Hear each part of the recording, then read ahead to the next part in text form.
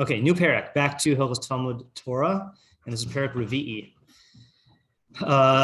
Yeah, so if I had to define this parak, it would be about like learning protocols between learning and teaching protocols. This is conduct between in the Beis Midrash or in the shiur between the Rebbe and the Talmud and vice versa. Okay, starts off with who you can teach. In Malamdin Torah, Ella Talmid Hagun, Na'i b'masav o latam. Okay, so I think so. We only teach Torah. We don't teach Torah except to a Talmid Hagun, a proper student. I don't know how you want to translate Hagun. Proper Na'i b'masav. Yeah, Na'i b'masav, right? Beautiful in his actions. O latam, or to a tam. So I don't know where Rambam Bekius gets this from. He says latam is shemasav inam berurim. His actions are not clear. That's not either definition of tam that I know of. I know of. What do you think of with tam? I think it's not right. Or I think it's right. Yeah. So those are two out of the three. All right. So one is Yaakov ish tam, or like you could say Eov was Tam Yashar Yirei Lakim Sar, that it's some sort of perfection, right? And the other meaning is in the Haggadah, which is the opposite of a Chacham, and you know Rambam and like Yerushalmi both call him the Ben Tipesh, right? So that's another possibility. Okay, and the third possibility is the way that Mishlei and Shlomo HaMelech use the word Tam, which is a matter of machlokas, but Tam in Mishlei is not the level of a tzaddik, but it's also not a stupid person. Tam, the reason why there's ambiguity yeah, so the clearest definition of Tam that I've seen in which, let me just pull it up because I so Rabbeinu Yonah did this. Oops. Bing! I don't want Bing. Okay. Rabbeinu Yonah. There we go. I'll share the screen here. I'm not going to read the whole thing, but just the part where we talked about the Tam. So Rabbeinu Yonah on Mishlei 11:3 is the first place where he has like a little essay on Tam. He says, sorry, the quality is not so good. He says,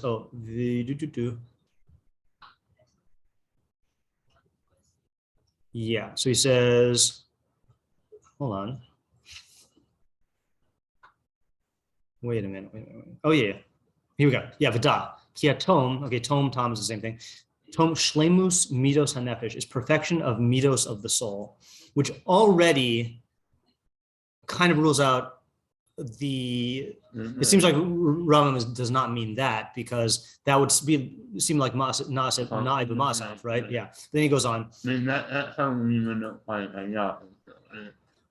Yes or no, we'll see. He says, commotion emar, as it says, as halach b'tam levavi, I will go in the tamness of my heart. V'hine tire, and you'll see, kia behema, this is the key thing here, and which unfortunately is just an analogy. Kia behema asher ein ba'amum tikare tamima. A behema which doesn't have blemishes is called tamima. Tamim yihiyah l'raton kol mum lo yihiyah bo. Para aduma tamima. Ki shlemus habehema behedar hamumi b'sara nikres tamima. Because the perfection of an animal in the absence of blemishes from its flesh is called tamima. Umum ha'adam, and the blemishes of a person, roa midos nafsho, is the badness of the midos of his soul. Al kain, therefore, yikari mi she'en lo mida maguna tamim. Therefore, someone who doesn't have a bad midah is called tamim. V'chein amru Rabbeinu Zal al inyan tzadik tamim midrachav tzadik b'masav. Perush tamim midrachav b'midosav. V'chein ashrei tamim darach tamim midos v'hanhagos. V'chein midrachacha yizkarum. So here, this is the source of the ambiguity. Is tamim means perfected, but not in the sense of a positive perfection. It means the absence of blemishes. So you know, it depends on the context. You know, so for an animal, it's clear absence of blemishes is without physical blemish.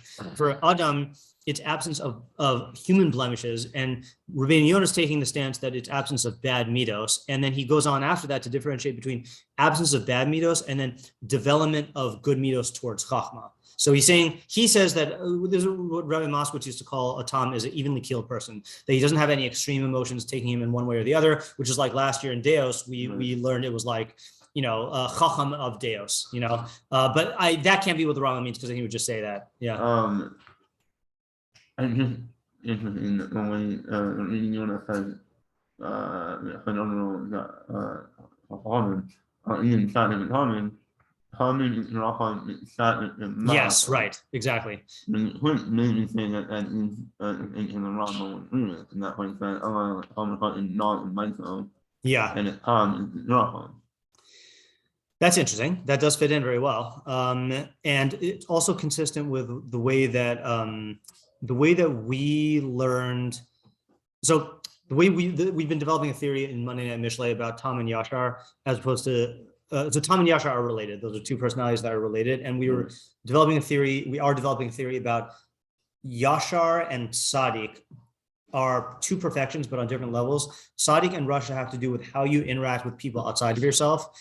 Tom and Yashar have to do with how you relate to your own values and ideas. And you'll see certain translations in Mishlei, they'll translate Tom as a person of integrity, or the Malbim says Tom means you're consistent. So that would be in line with Chazal as well. And with the Rambam, that Tamim is a certain internal, not perfection, but like a good type of blank slate onto which you can develop perfections. But I do like the distinction there of let's just go back and read that in the Rambam, and I just closed the whole thing. Hold on. Hilchos Talmud Torah.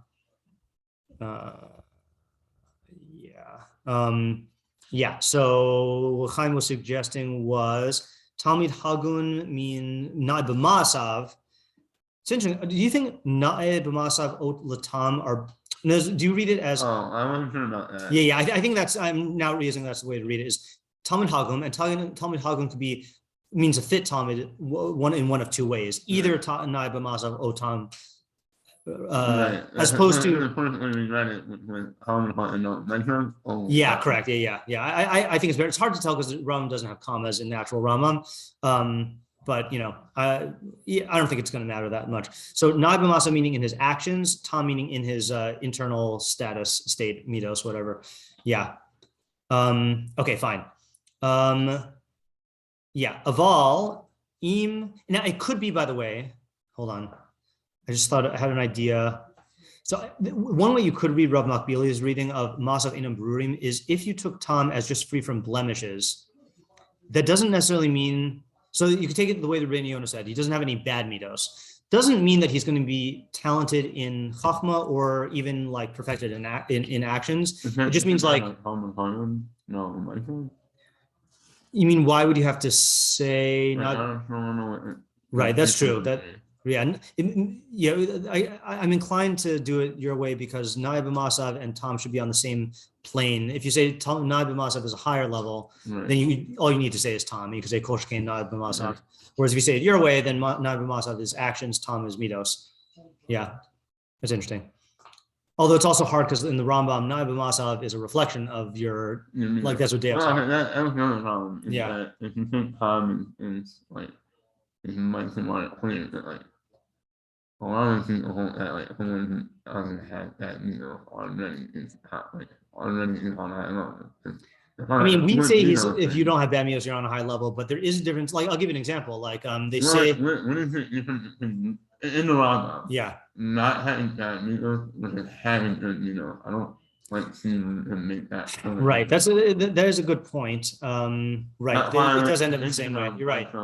Right. So let's forget about the Rambam for 1 second. But if you look at Noach and Eov, they are both criticized for certain things. Noach is criticized for not going out and rebuking the members of his generation. So that'd be an example where he didn't have any bad middos, but he wasn't going out and doing that. Or Eov is, according to some, criticized for not helping the poor and taking care of people, but he was ethical in the sense that he didn't mistreat anybody, but he didn't go out of his way to use his tremendous wealth to help people.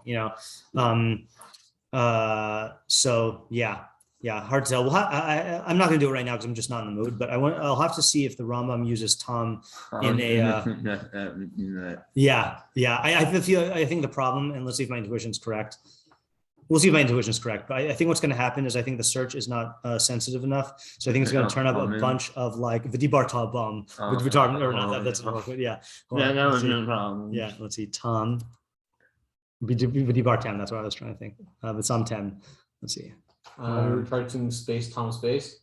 No, I could do that, but we'll do the prefixes. Oh, you know what? I could just do the advanced search. Hold on. Let me do. You want to get advanced. Okay. What do you mean? Why not? I'm gonna switch this space and Tom then a prefix. So if I do this, watch this. If I do prefix. Oh, and then search. Are you looking for Tom as its own word? But including the prefix. Meaning I want like latam, hatam. Tamim. Oh, that's true. Oh, see, this is the problem. It's not treating it as a grammatical. Okay, you know what? All right, let's do this. I have another way. There is another way. Go to our Bar-Ilan. Did you sign up with a Turo for the Bar-Ilan? I did not. Yeah. Yeah. Okay, hold on here.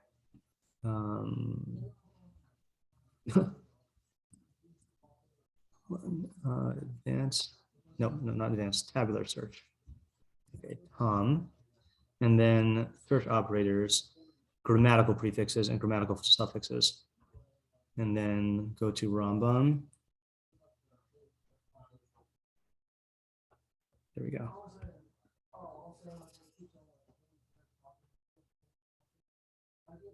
Nope. Sometime. There you go. Well, let's humor the AI and do well, actually, first of all, I never wait. If I did prefixes and suffixes, what would it do? I don't know. I thought I was doing the right one.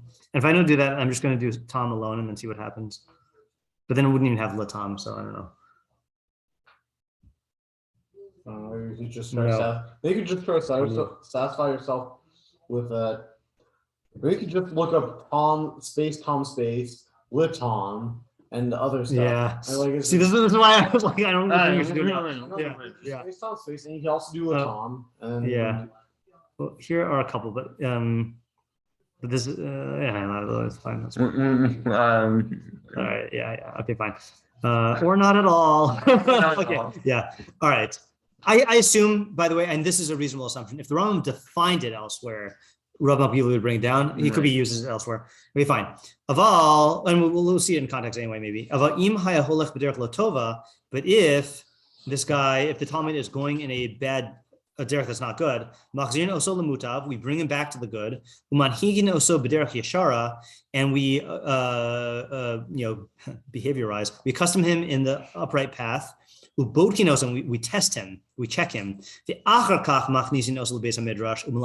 then we bring him into the Beis Midrash and teach him, right? So Rambam had an exclusionary Beis Midrash policy, which I one time, a long time ago, I did the sugya with that was one of the famous Rosh Yeshiva decisions with Roman Gamliel, and who was the guy who, Rabbi Elazar ben Azariah, is that they were the Rosh? Working with the Rabbi Gamliel Yom Kippur fights? No, different one. Rabbi Elazar ben Azariah was the one who had the. Was he the one that was kicked out? And everyone just turned against Rabbi Gamliel after that, or no? I thought it wasn't the other way. Actually, what? Okay. Yeah, I don't know. But one of them had a Beis Midrash policy where they only accepted people who were Hagun, and then one of them, and then when he got deposed, then the new guy let in everybody, and all the benches filled up, and I think people have a hard time reconciling this Rambam with that, because I think it seems like the consensus is we posking the other way, but whatever, we can see that if we're interested. Okay, but then he says, Amru Chachamim, Chol HaShoneh L'Talmid She'eino Hagun, Ki'ilu Zarach Evan L'Merkel. Well, maybe the Rambam would just say, well, the second guy did was that he had the toms. I think there is I think that is possible, but I think there's something against that that indicates against that in the Gemara. I don't remember though. Yeah, I don't remember. We can check. Yeah, anyone who teaches a talmid who is Einu Hagun, Ki'ilu Zarach Evan L'Merkulus. It's as if he's throwing a stone to Merkulus, which the Rav Makbila helpfully adds. Merkulus Shem Ha'elil Haromi Mercury. Yeah, I think it's we say Mercury. It is the name of a Roman god, Mercury or Mercurius. Elil HaMischar v'Harevach, the god of merchant of business and profit. Avodaso b'zrikas avanim alav. Its worship was to throw stones at it. V'nirim hadvarim sheshemo ives mitoch kavana lihimanel mihaskaras shemo. So it seems like they changed the name in order to avoid pronouncing it, because that's a Isser Doraisa, to pronounce the what? Then why is he giving the pronunciation? Oh, I think because it's not worshipped anymore. That's what I would assume. But I think he's saying Chazal gave it another name because I think it was still worshipped back then. Yeah, it was worshipped back then. It's just yeah. Well, it's just like to give the correct pronunciation, it explains also yeah. give it. Right. Yeah, because that's the thing is that it's I mean, I don't know how the Rambam holds. In fact, let's look this up really quickly. After I do this, okade levazos oso, or to degrade it. Yeah, I just want to look this up. I was just talking. What was it? About saying the name. Yeah, about the same name. Saying the name. This is in Avodah 3:2. No, but the question is whether the Rambam holds that if it's not worshipped anymore. Well, I don't know. Because I think the Rambam holds that the ones in Tanakh are okay, but the ones not in Tanakh. Right. Yeah. But I think there are those who extrapolate. Yeah. All right. So Rambam in Avodah Zarah 2:7. Wait, did it say 2:7? Oh no, that was the 3:2. But that's not, I'm not mentioning the name. Sorry, hold on. I got to do a full search. Not search, but a. Yeah. What's the pasuk of it? Lo taskiru. Yeah. Navi. Here we go. Hanoder b'shem avodah zara.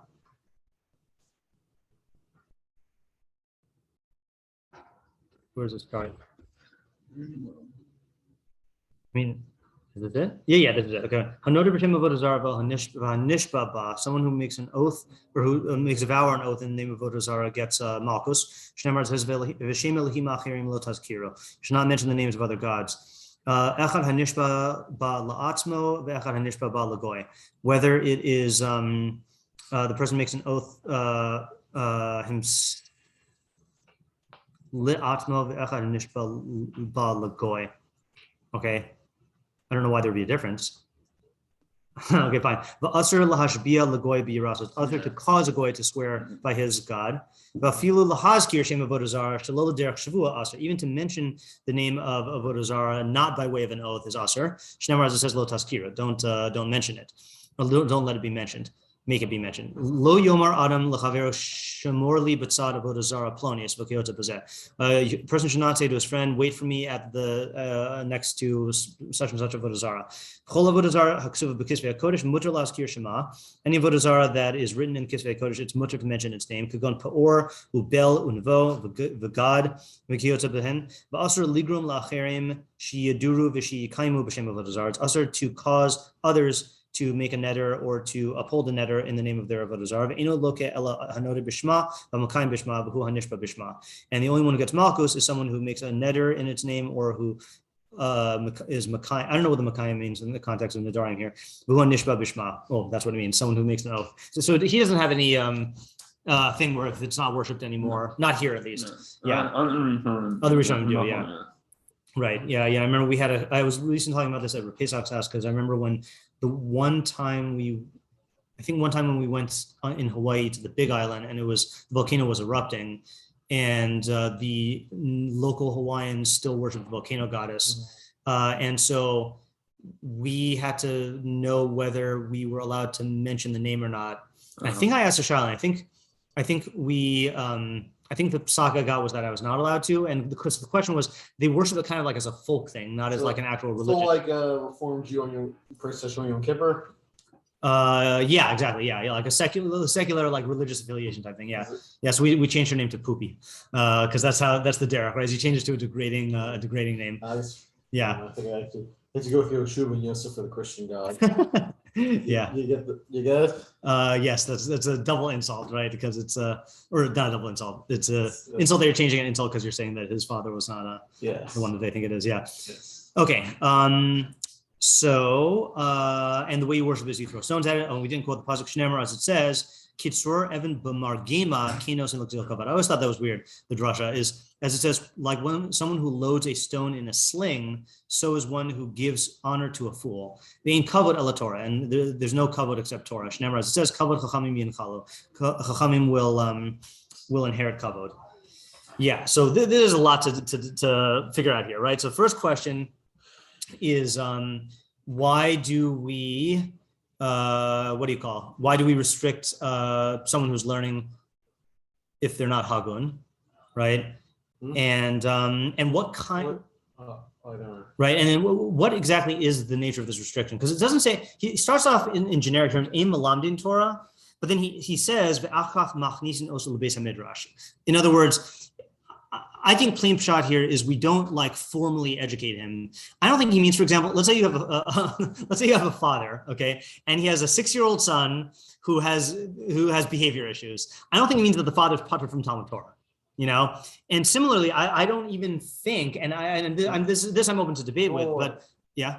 Maybe the shiur of Talmud Torah involves getting him onto the right path. That's a second question I have. Okay, second question I have, but hold on just 1 second here. What was I saying? Oh yeah, I don't think this is a patur from Talmud Torah. I think this is a Beis Midrash entrance policy. You know, that we only accept students with good middos into the Beis Midrash, because that's how he concludes it. Then the next question is, why do we only? Not a patur from Talmud Torah. No, it's not. Right. I'm just saying when right, but how far does that extend? It's not True, right, but I'm saying, let's say, here's another example. Let's say like someone gives a shiur and it's uploaded to YBT audio, or let's say they have a podcast, you know, like. I know exactly, right? Like it's not like this is an Isser Hana, not Isser Hana, but like it's not like we prevent anyone from learning any Torah if they're not hagun. So what are the parameters here? Then why is it that these are the two criteria, and what are they still, right? Na'ib b'masav, that seems self-evident, but the tam, I'd like to get that a little clearer. And then what's this procedure? We don't just like cast him off. He has a whole rehab procedure. Machzir noso lemutav, manhigi noso b'derech yeshara, bodki noso, v'achar kach machnisin lebeis midrash. Yeah. Right. Which is synonymous with Enu Hagun now, right? Everyone else. Oh, you mean right. So I guess that kind of depends on how you learn Tom, right? If Tom is just like an average person, and Holech B'derech Lotova is like, you know, shoplifting and smoking cigarettes or whatever the, you know, like. I don't think you can say smoking cigarettes. Yeah. But, you know, but that's the question, right? Is if Tom is neutral, then Holech B'derech Lotova might mean that, wait, how do I have it? If Tom is neutral, then Holech B'derech Lotova means like Davka, a bad derech. And if Tom is a perfection, then Holech B'derech Lotova might even mean a neutral, what we would consider like an average person. It's like just given that. It's like given the language. How could you read Tom? I guess how could you read Tom as a perfection unless you. I don't see the perfection of it. Well, because with Yaakov Ish Tam and and Mishlei Tam, like those, the Torah does use it in perfection ways. And that's the thing also, by the way, and I always mention this whenever the sugya of Tam comes up. I think everyone in their head defaults to Tam as simple, but I think that's only because of the Haggadah. And I'm not aware, I'm not aware of any biblical usage of Tam where it means simple, like in a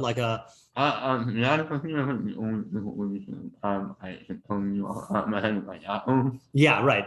Let me just really quickly, I know I've done this before. I just want to click on the Alpha Torah dictionary for Tom and just see what they say. Oh yeah, use this every day in Mishlei. It's not just a dictionary. So it's a biblical dictionary that gives you, hold on, wait for it. Oh, so that's for Tuma. Let me just find it's Ish Tam. I could have gone to Yov. Hold on.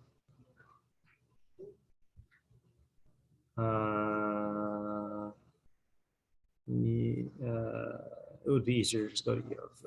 And I don't like using it in English. I'm all thrown off by this. Yov. Okay, Yov 1:1. Yov is his name. Okay, so let's watch this. Tom. So it gives you the dictionary. Okay.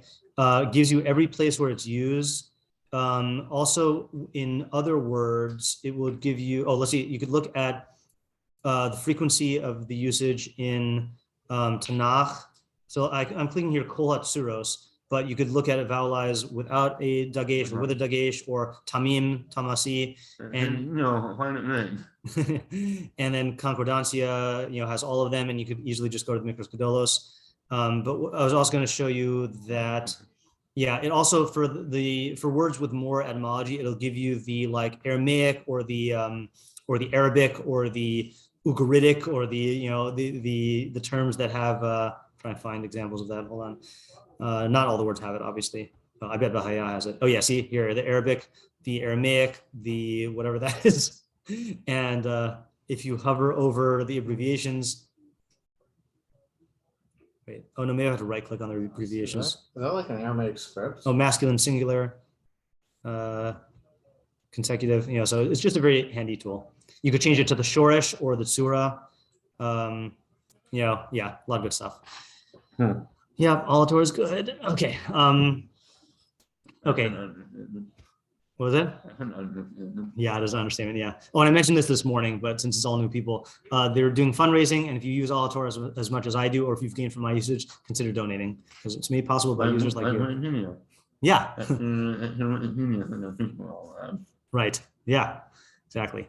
Okay. So then there's Yosef's question, which is, why don't we take the approach of they're not Hagun, but if they learn Torah, they will become Hagun, and I know you're not supposed to bring, yeah. That's just this whole there still to meaning could be that he's good, but he's on a downward trajectory. There is a place where the Rambam uses it that way. I'll show you. In Hilchos Tשובה. Hold on. Hilchos Tשובה, Perek Daled. Halacha Aleph? Question mark? So this is in the 24 things that are Ma'akev Tשובה. And the first one is things that if you do them, then God doesn't give you what you need to do tshuva. We'll read it. As we are about to find Ma'akev Tשובה, Arbaman Avum Gadol v'Haose Acham Me'arbatan Ein Kadosh Baruch Hu Maspik Biyado Lasas Tשובה L'fi Godol Chato. 4 of these are so bad that God does not give you what you need to do tshuva due to the magnitude of the chait. The Elohein, and these are they: Hamachati es harabim, one who causes the masses to sin. Uvichlal avon zeh hamaakev es harabim milasas mitzvah, one who prevents the masses from doing a mitzvah. Second, hamate chaveru miderech tova l'derech ra'ah k'go mesis u'mediach. Now that's like a really derech ra, right? Like seduces. So this is one who inclines his friend from a good path to a bad path, like an enticer or a leader astray. Roid beno b'tarbus rav eno mamach biyado, or one who sees his son in a bad group of eno mamach biyado, and he doesn't object. Hoil, yeah. Yeah, it's big, right? Yeah, I mean, you have the influence over an entire human being's development, and you don't do it. Hoil beno birshuso. Since his son is in his dominion, ilu machabo michabo hayaporish. If he were to rebuke him, he would have separated. So it's like he rebuked him. Vichlal avonzeh gets bigger. Kol efshar biyado lamachos ba'acherim in vein baravim vein yichidim v'lo micha behen.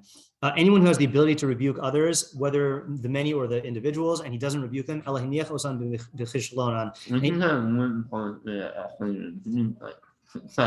Successfully, yeah, correct.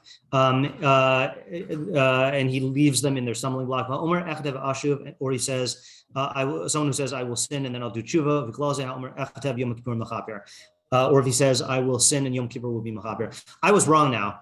I thought that he could use the lashon of derech lo tova in subcategory 3, but it looks like he's only using it for a really derech lo tova. So we can't really infer from here what he means. I mean, he obviously does not mean that in Hilchos Talmud Torah. Yeah. Although he does say avodah zarah with the no.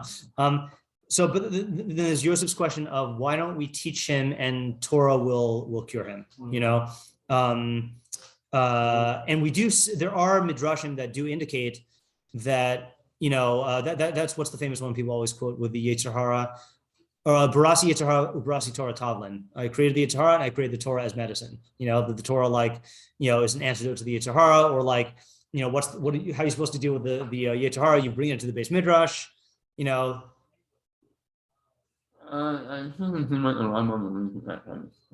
it doesn't. And again, we have a rule: we don't bring proofs from Midrashim. But I think it is a good question, though. That why don't if you look at the way the Rambam talks about it, it sounds like he's saying behavioral rehab is what we engage in for this person before they start their Talmud Torah. you know. So why not? Well, okay, why not? Why can't you do both? Why can't you do both? You know, like we're really going to keep this guy out of the Beis Midrash. No. That's not what the thing is saying. Not right. Right. Yeah. Right. Because we're saying this is a Beis Midrash policy. We're not preventing him from learning any Torah. Yeah. The other thing also is why. Just the other component to why don't we teach this guy? So if you pretend we didn't read this Rambam yet. If I said we don't let people with bad middos into the Beis Midrash, what would you say is the would be the reason without the Rambam?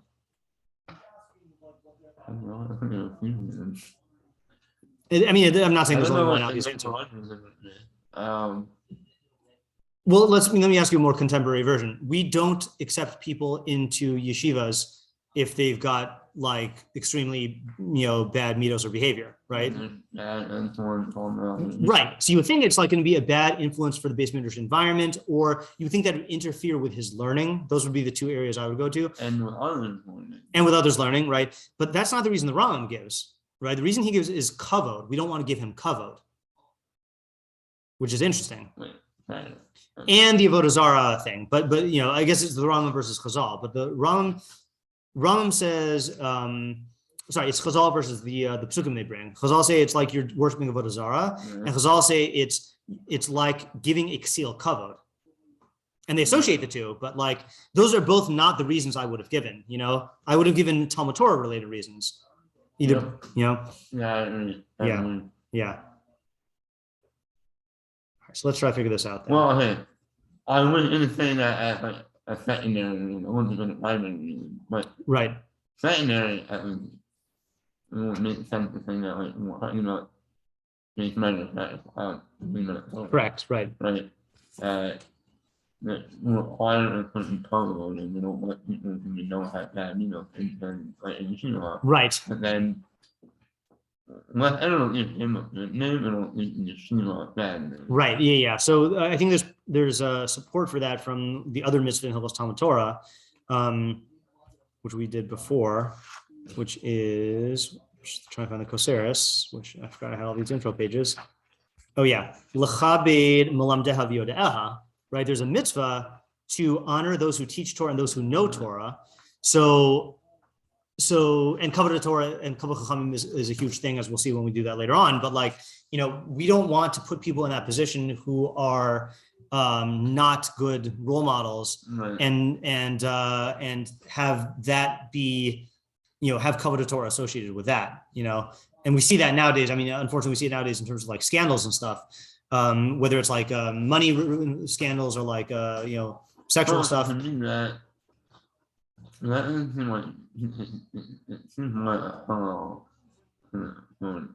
not even covered together.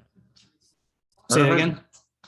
I'm just gonna mean when they say comparing it to nothing that's covered. Yeah. Right. And that sounds like like bringing up the bad thing in your bad thing. Right. But temporarily. I see more the opposite that one in down the Torah. Not right. That's one. Yeah. I guess it depends on the context. Because I think the problem is I feel like that in other words, people are giving them honor in other areas. You see, the scandals make people look down on them in that area. But the thing that people are upset about is when these people are still allowed to retain positions of kavod, in the community, despite the fact that they're involved in this bad stuff. Yeah, but then people complain that bad,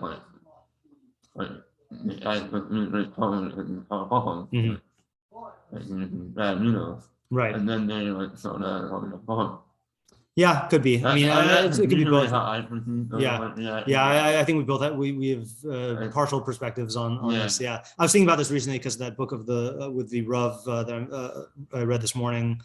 Finished this morning, the 70 Conversations in Transit, and he was talking about these cases where there's several of the conversations, and they're about the Rav,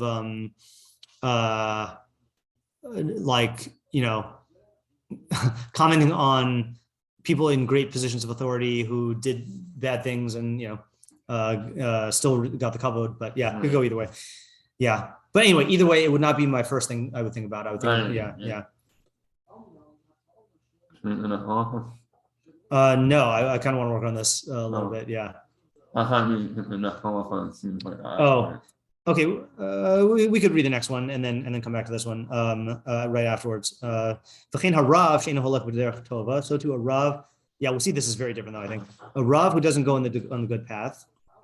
Even though he is a tremendous chacham, everyone needs him, which is interesting.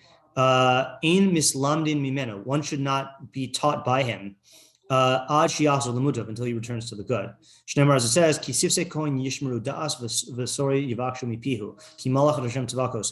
as it says, the lips of a kohen will guard knowledge, and Torah they should seek from his mouth, for he is a malach of Hashem tzvakos. Amru Chachamim, and so this is the drasha on that. Im dome harav lemalach Hashem tzvakos. If the rav is comparable, resembles a malach Hashem tzvakos, Torah yivakshu mipiu, then you should seek Torah from his mouth. Im la, but if not, al yivakshu Torah mipiu, then you should not. So what's interesting about this one is that definitely seems like a very high standard. You know, like with the Talmud, there's no pasuk that was quoted by the Rambam that says teach Torah to good talmidim. It's don't teach Torah to bad talmidim. And here it's the person who you learn Torah from must be of the utmost, must be angelic in his status here. Let's just read the Rav Makbili, just see if he adds anything. L'malach ad Hashem tzvakos ha'ose es shlichus kona, one who carries out the agency of his creator. Torah yivakshu mipihu aval inyan limud hamada'im kagon hamatematika efshar lilmod mimeno adam. That's funny. Af mina goy kamo she'asa harambam.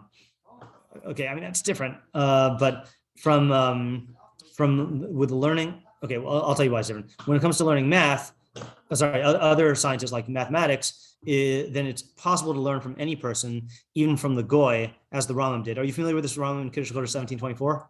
Mm-hmm. This is a good one. Okay, let's read this one. Kiddush 1724. So this is after chapter of going through astronomy and calculation for Kiddush Chodesh, okay? And in the very end, Rambam says, Batam kol eloha cheshbonos, the reason for all of these calculations, why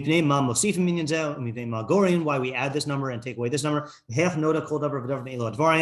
and whether we know each and everything, how we know each and everything, and all the proofs. This is the science of astronomy and math, whatever you want to call it, geometry. That the Chachmei Yavan, the Greek Chachamim composed many books on. These are the books that are found now in the hands of the Chachamim.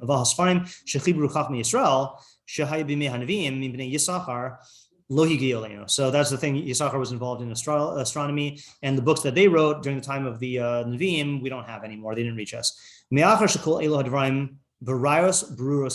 Since all of these things are established with clear proof, which are not dubious, and are impossible for a person to be critical of. We don't care about the author. Whether Nevi'im wrote them or Goyim wrote them.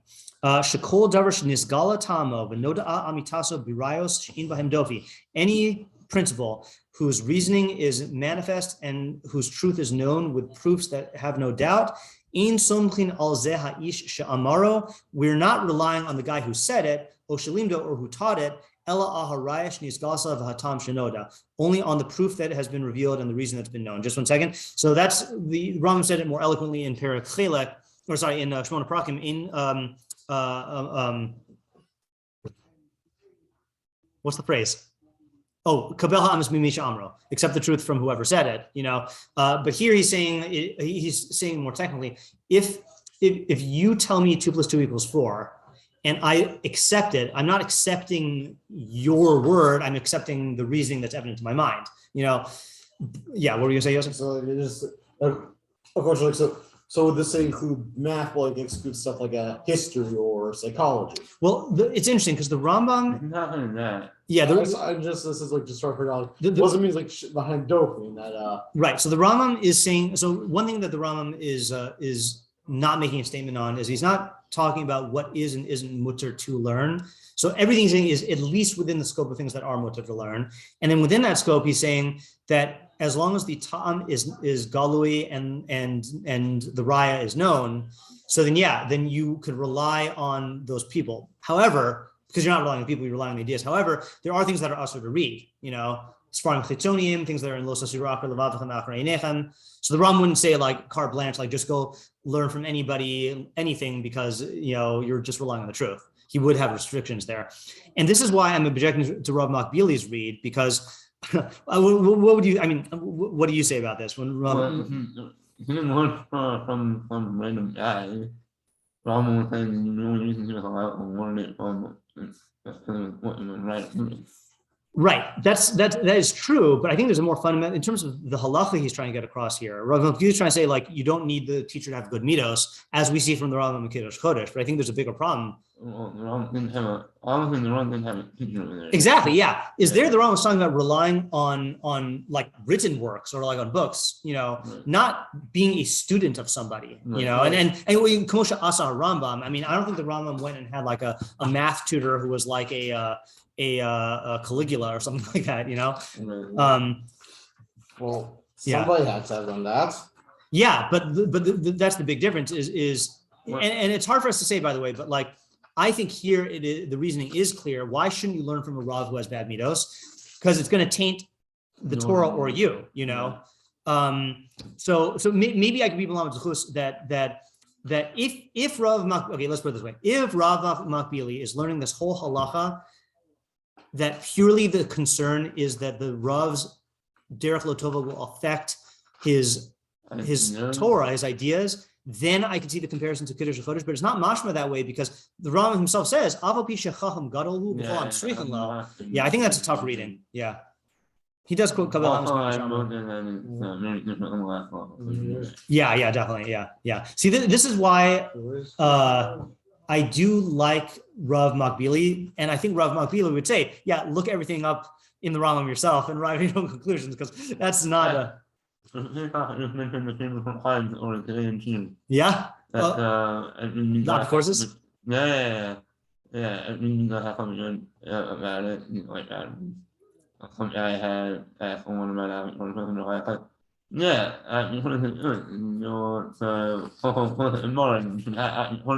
yeah, exactly. Yeah, you behave like not Bekoros, right? Yeah. Okay. So when it comes to questioning, yeah. Okay. So now we have these two related halachos, right? And it does seem like these are two different concerns. Yeah. Yeah. So you know what? I actually think it'd be useful because we do have so many. I just want to type them out. Yeah. This is more than we usually have here. Okay, so first question is, what is a talmid hagun? Specifically, what is the difference between na'eh b'ma'asav and tam?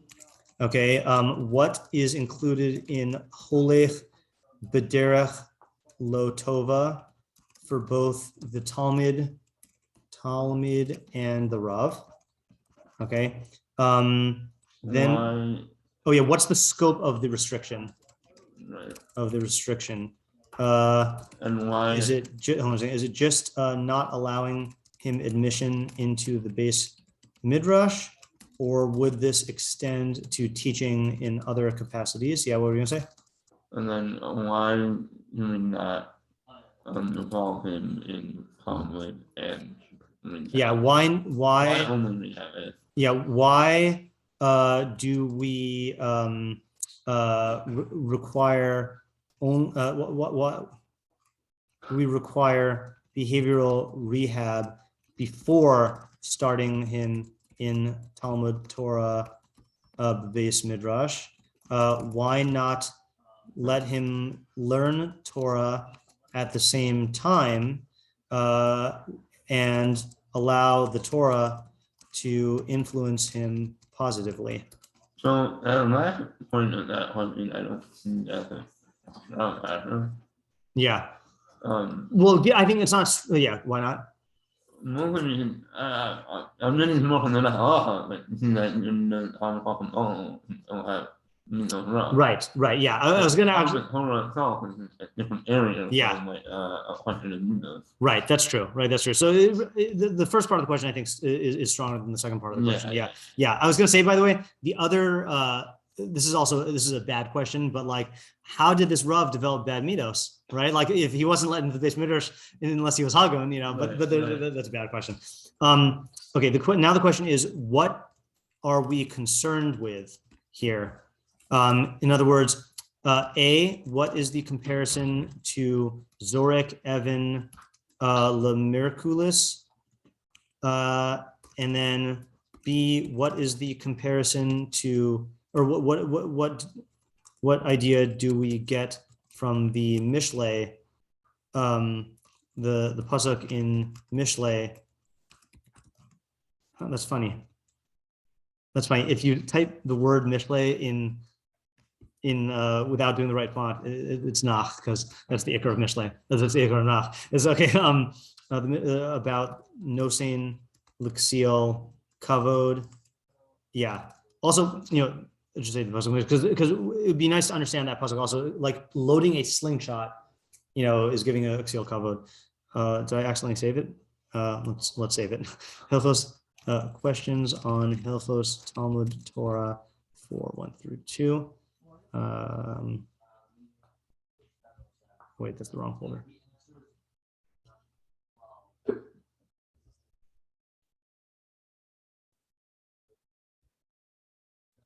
All right. Got to go into my super efficient filing system. Okay. What else?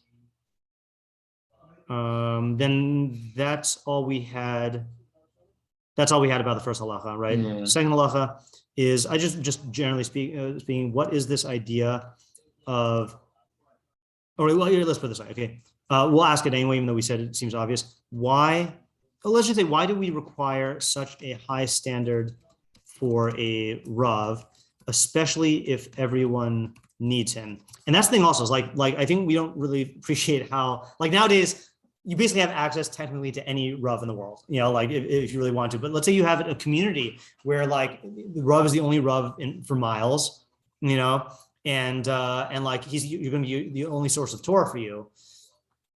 Sounds like I'm saying you shouldn't learn from him still, And he's a great chacham, like, and I can understand like lechatchila you shouldn't do this, but this sounds like a bit different situation. Yeah, right. And if you're talking in the days when the Torah was bal peh, which Rambam might not be talking about, that's even stronger. Like if the Masorah is going to be lost, yeah. It's really, if it was honestly, you shouldn't learn from him saying he can't teach you, which is mislamdin, I think, means you cannot be taught by him. I think mislamdin mimeno. It's directed to the student.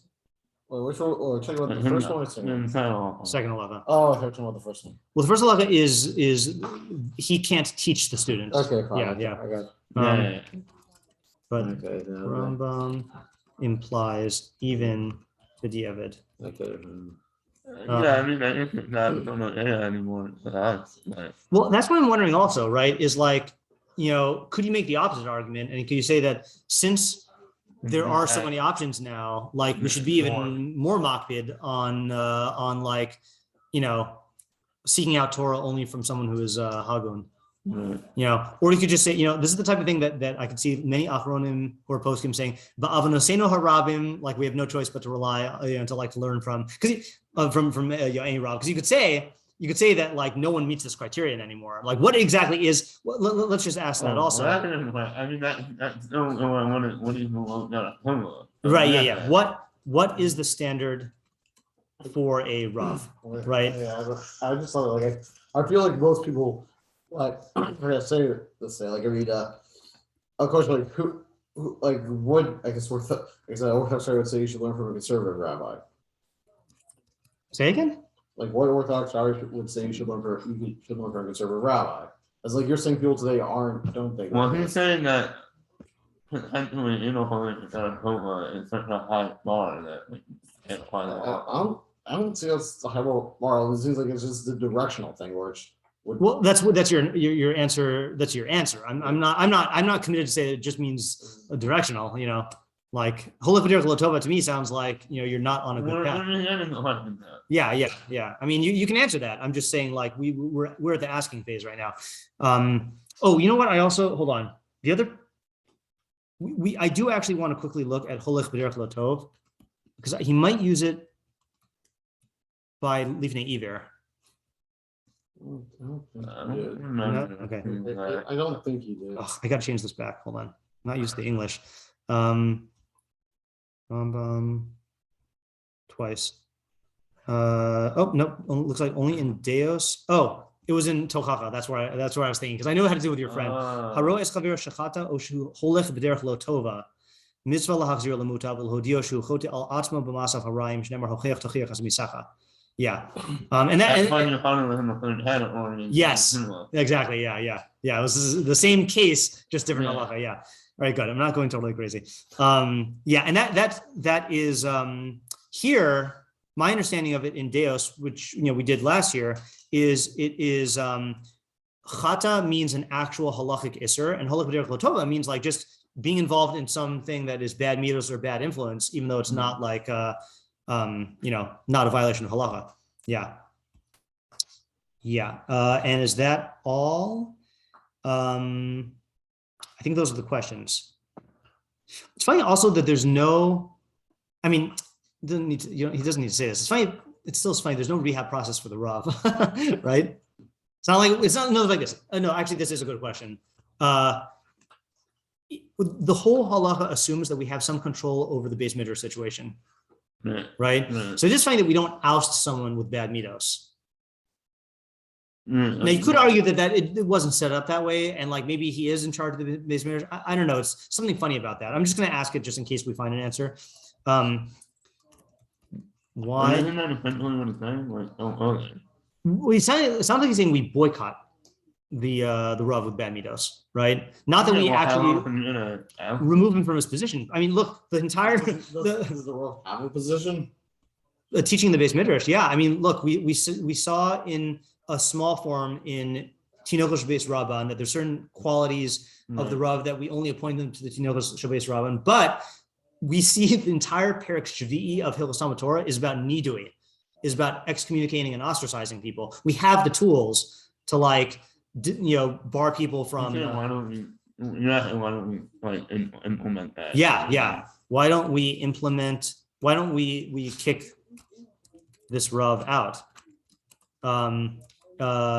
Perhaps by using the tools in Hilchos Talmud Torah Perek Shvi'i. And I'm very unfamiliar with those halachos. I've done Hilchos Talmud Torah a lot, but just not the last parak, because not as relevant. So I don't know. One of my favorite stories in Moed. Oh yeah, what the? Guy, he sees someone when coming out on like Moed on Moed. Yeah. And I was like, oh, I wasn't actually doing that. You can't put me in the for no reason. No, oh, that's funny.